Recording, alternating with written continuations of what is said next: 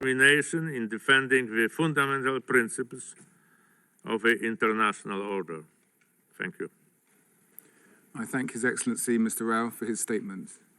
I now give the floor to Her Excellency Ms. Annalena Baerbock, Federal Minister for Foreign Affairs of Germany. Thank you, Mr. President and the Secretary General. Mom, come and get me. These were the words Natalia Shonki had been desperately waiting for. Weeks earlier, Russian troops had arrived at a school in Kupiansk, near Kharkiv in Ukraine. The school Natalia's 15-year-old son, Artem, went to every day like a normal schoolboy. They took Artem and a dozen of his schoolmates away. Natalia told reporters that for weeks she had no idea where he was. She did not know if he was still alive. Then at last, Artem was able to contact her. Mom, come and get me.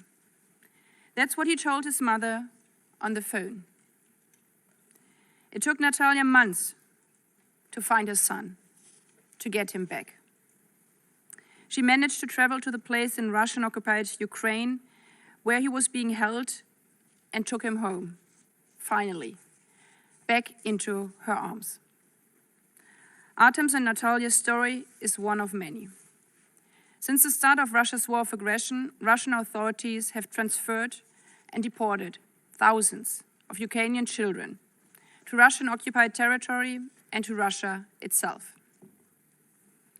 Those who have been able to return, like Artem, describe shocking experience. How they were forced to speak Russian and to sing the Russian national anthem in Russian children's homes.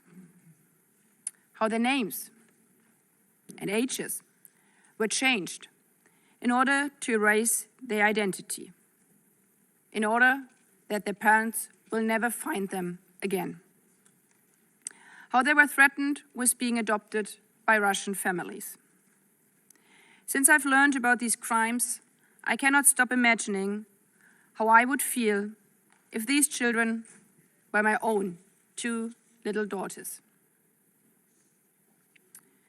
I know that colleagues from Africa, Asia, Latin America feel the same. During the recent visit to Ukraine and Russia by a delegation of African heads of state and government, they made it very clear that with regard to these children, humanity must come first. So let us work on this issue, especially as I'm aware that we are not on all the same page about every aspect of this war here in this room. But humanity is what unites us. All of us have experienced the tragedy of war in our regions. But one aggressor does not even stop at children. Tragedy turns into horrendous inhumanity. Recognizing this, the African colleagues proposed the return of the deported children as a first confidence-building measure. And I want to wholeheartedly echo their proposal.